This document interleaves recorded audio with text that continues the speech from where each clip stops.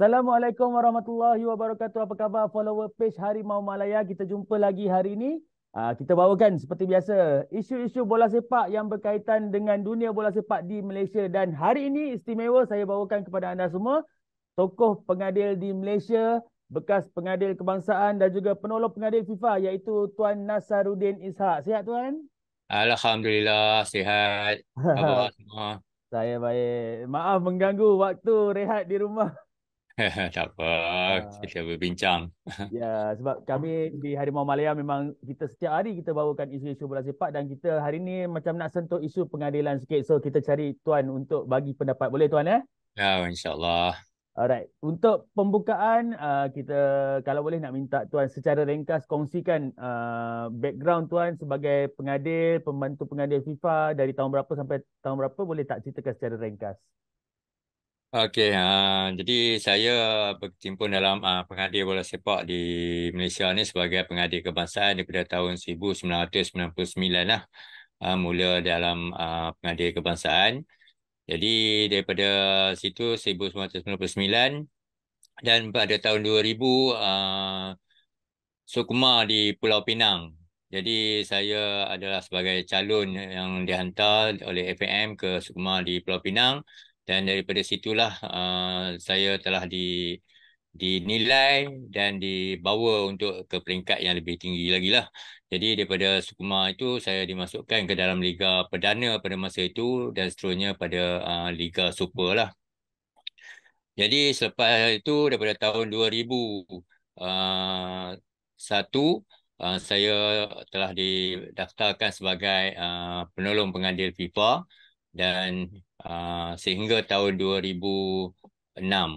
Jadi pada tahun 2004 itu saya merupakan kandidat lah pada World Cup bersama dengan Cikgu Sukidin. Jadi saya dengan Cikgu Sukidin telah pergi ke Junior World Cup Under 17 di Peru dan daripada situlah kami dinilai tapi tak ada rezeki lah untuk ke Jerman, World Cup di Jerman pada tahun 2006. Eh, Jadi saya sepatutnya saya terus di dalam Liga Malaysia iaitu dalam Liga Super dan pada tahun 2006, pada hujung 2006 lah saya terpaksa menamatkan kerjaya kerana masalah kecederaan. Jadi Oh, itulah sebab dia berhentilah pada tahun 2000, hujung 2006 lah. Jadi 2007 tu tidak didaftar lagi lah. okey. So bermaksud terpaksa bersara awal sebab kecederaan lah. Jadi boleh kongsikan sikit kecederaan jenis apa tu, Tuan?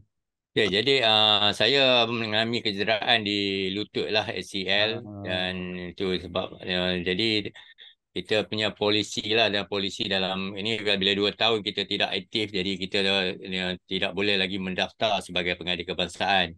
Jadi apabila 2 tahun kecederaan itu masih tidak dapat pulih, jadi saya terpaksa ambil keputusan untuk menamatkan kerjaya pengadilan lah. okey. Boleh tak macam kita nak dengar juga apa mungkin kalau waktu Tuan berkhidmat tu tahun 99 sampai 2006, dia punya cabaran terbesar sebagai seorang pengadil masa tu apa? Jadi dalam pengadil ni sebenarnya banyaklah cabaran kan. Cabaran bila katakan semua pengadil menghadapi cabaran. Semua yang pergi ke peringkat yang lebih tinggi itu berbagai cabaran yang terpaksa ditempuh lah. Jadi cabaran yang paling ini sekali adalah untuk membuat keputusan tu bukan satu yang mudah lah sebagai pengadil. Bukan semua orang boleh menjadi pengadil ni sebenarnya. Kan, untuk buat satu keputusan dalam split second orang kata bukan bukan satu yang mudah lah. Tapi cabaran itu orang kata kita kena hadapi dan bila kita hadapi dia satu yang menyeronokkan lah dalam pengadil ni sebenarnya satu yang menyeronokkan. Siapa yang berkecimpung dalam pengadil ni dia satu yang menyeronokkan. Terutama sekali bagi saya yang paling ini sekali orang kata ramai kawan lah. Ramai kawan berada di mana-mana. Sampai dalam pengadil pun ada di negeri-negeri, di mana-mana negeri dalam Malaysia ni pun kita ada kawan. Pemain pun sebenarnya di dalam padang je dia akan ini. Tetapi di luar sebenarnya pemain pun sebagai kawan sebenarnya. Ah. Hmm. Saya suka Tuan gunakan perkataan menyeronokkan sebab kalau daripada mata peminat macam kami mungkin melihat tugas pengadil ni stres. Jadi contoh-contoh kalau macam atas padang buat kesilapan, mungkin buat keputusan yang kontroversi. Satu stadium akan akan caci maki. Apa yang tuan rasa pada kalau ada tak pengalaman macam tu dan apa yang tuan rasa masa tu? Dia dia bagi pengadil ni kesilapan ni sebenarnya kita manusia lah kan. Kesilapan ni kita kadang-kadang kita tak boleh nak elak kan. Tetapi bagi pengadil sebenarnya prinsip dia nak orang kata minima kesilapan yang minima. Bila dia pergi game turun buat bertugas tu pada dia memang tak nak ada kesilapan pada hari ni. Tetapi kadang-kadang yalah, kita ni manusia kan. Kadang kesilapan yang mungkin kecil, ada kesilapan yang mungkin kesilapan yang besar. Tapi seboleh-bolehnya bagi pengadil tu dia tak nak buat satu kesilapan yang besar. Sebenarnya kesilapan yang kecil pun kadang-kadang itu bukan kesilapan. Cuma pada penonton, pada penyokong atau pada orang awam yang lain menganggap itu sebagai satu kesilapan. Jadi sebenarnya kita bagi pengadil siapa-siapa pun pada dia tak nak buat satu kesilapan pun sebenarnya. Tuan pernah berhadapan dengan situasi macam protes-protes yang besar daripada fan ke? Situasi genting pernah tuan? Saya tak pernah lah hadapi satu orang kata kesilapan yang besar yang bagi pengadil ni sebenarnya kita mengelak untuk melakukan satu kesilapan yang mengubah keputusan itu yang paling paling inilah bagi pengadil yang paling nak elak sekali ialah kesilapan yang mengubah keputusan perlawanan. Jadi bagi kesilapan yang biasa kan kadang pada pengadil itu bukan kesilapan itu bukan kesilapan pada pemain ataupun mungkin pada orang awam yang lain yang mungkin tak tahu dari segi undang-undang dia anggap itu sebagai satu kesilapan lah. Tuan, mungkin tuan setuju kalau ramai anggap pengadil kita, pengadil dari Malaysia sebenarnya diiktiraf di peringkat dunia. Contoh Lieutenant Abdul Halim, Kidin. Jadi apa yang tuan rasa keistimewaan pengadil-pengadil yang ada di Malaysia ni? Adakah sebab kualiti liga kita tu yang membuatkan pengadil kita baik? Sebenarnya dia pengadil ni dia lah dari pengadil ni sebenarnya dia lebih kepada bagaimana dia nak meningkat naik majulah. Sebab dia belajar lebih kepada sendiri. Dia kena menganalisa perlawanan, menganalisa ni perlawanan-perlawanan yang dilihat. Tapi dia bukan dari segi orang kata taktikal punya ni lah. Dia lebih daripada pengadil punya ni. Dari segi pergerakan pengadil, dari segi keputusan pengadil. Jadi di situ dia belajar. Bagi kita pengadil ni sebenarnya kita belajar banyak daripada kesilapan orang lain. Kita tak nak belajar daripada kesilapan kita lah. Jangan kita tak belajar daripada kesilapan kita. Kita belajar daripada kesilapan orang lain. Jadi kalau kesilapan orang lain tu kita kena nilai, kita kena analisa kenapa berlaku kesilapan tu dan kita akan ingat dan kita akan mengelak daripada melakukan kesilapan yang sama. Itu bagi pengadil.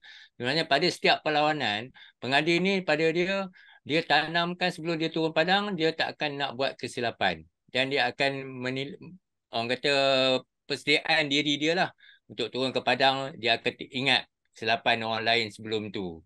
Dia ingat dia takkan buat yang sama. Tapi kadang-kadang orang kata mungkin dari segi konsentrasi, mungkin dari segi gangguan-gangguan yang lain tu kita manusia kan ada gangguan yang lain mungkin dibawa dari rumah, dibawa daripada tempat kerja. Jadi kita pengadil di Malaysia ni pun bukan yang profesional semua. Jadi dia ada masalah di tempat kerja kadang di padang. Jadi itu mungkin gangguan-gangguan yang diterima lah. Maksud tuan kalau analisis semula kalau ada kesilapan tu biasanya prosedur macam mana? Mungkin lepas habis game terus duduk bersama bincang tadi ada kesilapan ke apa atau ada sesi postmortem bulanan atau Ya. mingguan macam mana Ya, prosedur? kita sebenarnya pengadil ni ada banyak cara untuk belajar. Jadi yang pertama cara dia untuk belajar dia itu melihat perlawanan orang lain buat lah. Contohnya dia pergi ke stadium tengok secara live. Dia tengok pengadil tu gerak, kenapa dia buat keputusan macam ni? Keputusan ni sepatutnya bukan macam ni. Salah. Itu tengok secara live. Dia nilai sendiri masa tu. Yang kedua dia tengok perlawanan melalui mungkin live di TV. Tengok live di TV juga sama macam live di stadium lah. Tapi stadium dia tengok lebih real kan. Tapi di TV ni kadang-kadang ada insiden yang lebih dekat. Ada nampak yang lebih jauh. Ada nampak yang lebih luas. Jadi nilai dengan tengok video. Dan yang ketiga ialah perlawanan dia sendirilah. Jadi untuk perlawanan dia sendiri ni kalau dia dianya dinilai. Ada penilai. Setiap perlawanan ni sebenarnya ada penilai. Jadi penilai ni lah akan berbincang, akan menegur, akan memberitahu apa kesilapan yang dilakukan oleh seorang pengadil tu lah. Jadi itu 3 cara lah bagaimana seorang pengadil ni boleh belajar untuk meningkatkan diri dia lah. Saya nak minta pendapat peribadi tuan lah. Ada tak tuan rasa pengadil di Malaysia uh, cukup dihormati ataupun sebenarnya player perlu lebih menghormati pengadil di Malaysia? Situasi liga kita macam mana? Okey, sebenarnya pemain ialah kerana pemain ini dia sebenarnya dia menghormati pada pengadil. Ha? Cuma kadang-kadang ada kesilapan segelintir, sebenarnya bukan bukan satu orang kata bilangan yang besar. Cuma tapi apabila kesilapan yang dilakukan oleh pengadil ini akan dipandang orang awam, orang umum secara umumnya itu adalah satu yang besar. Cuma kadang-kadang beliau katakan satu kesilapan yang dilakukan itu bukanlah satu kesalahan yang besar, kan? Tetapi sebenarnya kita tak tengok ni pengadil-pengadil yang di luar pun ada lakukan kesilapan-kesilapan yang besar dan ada tindakan yang diambil. Sama juga kita di Malaysia ni, bila seorang pengadil melakukan kesilapan, kita juga akan diambil tindakan. Kan? Tetapi pemain ini sebab kadang-kadang pemain ini terlalu mengikut orang kata Mesti. penyokong, kan? Jadi dia pun nak menghormati tu, cuma kadang-kadang ialah siapa pun bila dia tidak memuaskan hati dia, pengadil pun sebenarnya kadang-kadang tak boleh nak memuaskan hati semua pemain yang ada di dalam tu, kan? Sebab kadang pemain sendiri pun yang melakukan kesilapan pun tak mau mengaku melakukan kesilapan, kan, melakukan kesalahan. Jadi kesalahan tu kadang memang kesalahan yang terpaksa pengadil kena hukum mengikut undang-undang. Tapi pemain dia tak tahu, dia anggap benda yang dia buat tu dibenarkan. Jadi itu sebab masalahnya. Mungkin dari segi undang-undang bagi pemain agak kurang arif berkaitan dengan undang-undang yang menyebabkan dia ikut pada dia punya pemahaman sajalah. Dia tidak puas hati dia akan membuat bantahan. Jadi itu sajalah sebenarnya kita kena bagi didikan yang lebih kepada pemain untuk memahami undang-undang lah pada saya. Okey, tuan, saya nak sentuh sikit. Mungkin follower kita mungkin tak mengenali sebenarnya Tuan Nasruddin Ihsan ni adalah bapa kepada seorang pengadil yang sedang aktif yang berpotensi, iaitu saudara Nazmi Nasaruddin, dan kabarnya sedang menjalani latihan VAR di Ya, luar negara. Ada tak ya. komunikasi antara Tuan dan Nazmi mengenai proses tu? Macam mana Tuan melihat Ya, pembelajaran dia? ya, kita masih terus inilah berkomunikasi apa yang berlaku dia di sana.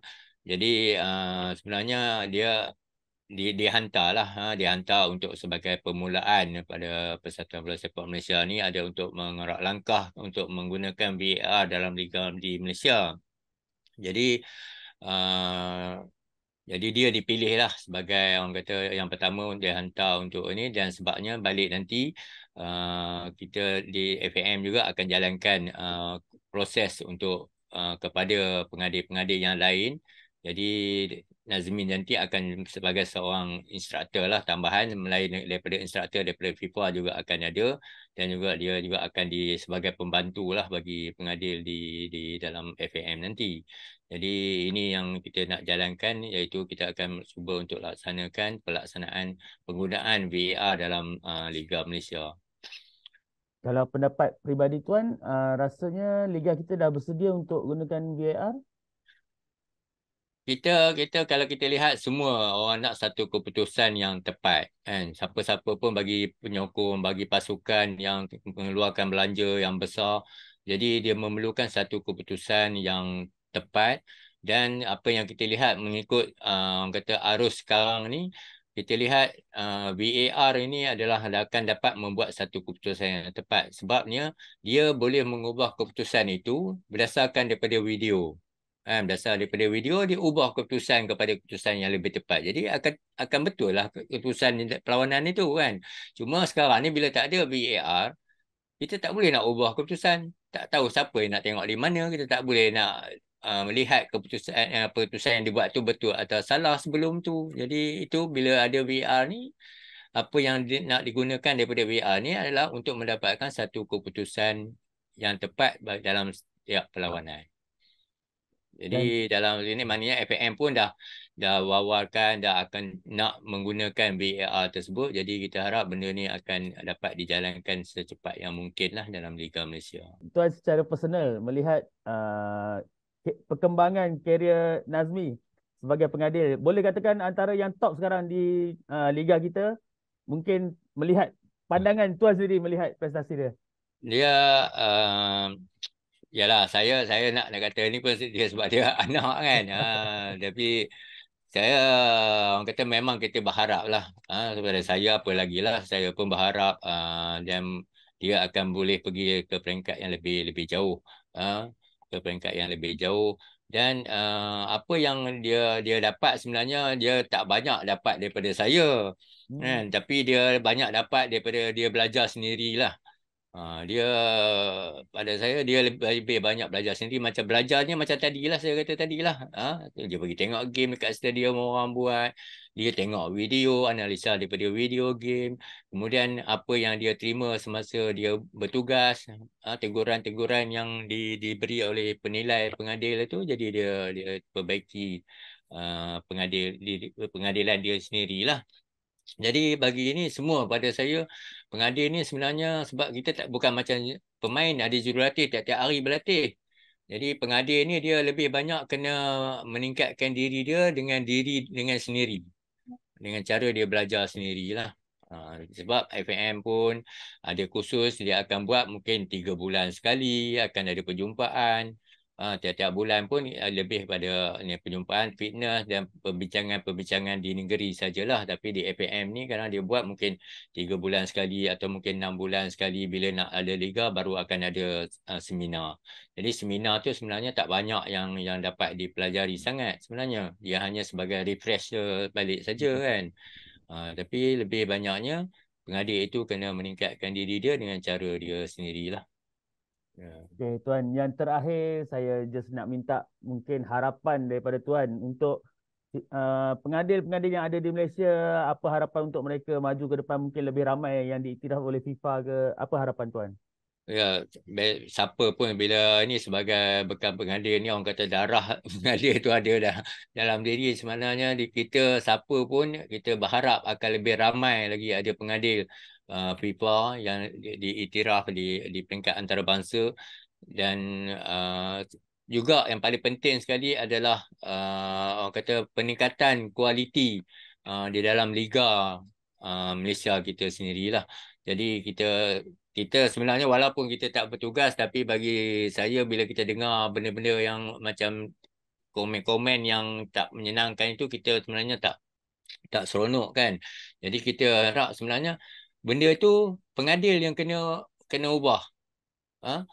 Bagi penonton kadang-kadang sebab dia tak tahu kan. Tetapi bagi kita sebagai pengadil kita yang kena buktikan apa yang dia orang cakap tu tidak benar. Kita buat keputusan tu betul pada saya, kita buat keputusan yang betul. Tak ada orang cakap ni kita tak boleh nak kawal mulut orang kan. Jadi apa yang orang cakap tu orang pun sendiri boleh akan menilai apa yang dia cakap tu betul ataupun tidak. Tapi bagi saya pengadil sendiri yang perlu buktikan yang kita pengadil di Malaysia ni adalah pengadil yang terbaik yang kita akan buat tugasan yang terbaik. Itu harapan saya lah. Jadi akan lebih ramai lagi pengadil yang berkualiti yang boleh dihasilkan sama ada di peringkat tempatan ataupun di peringkat antarabangsa.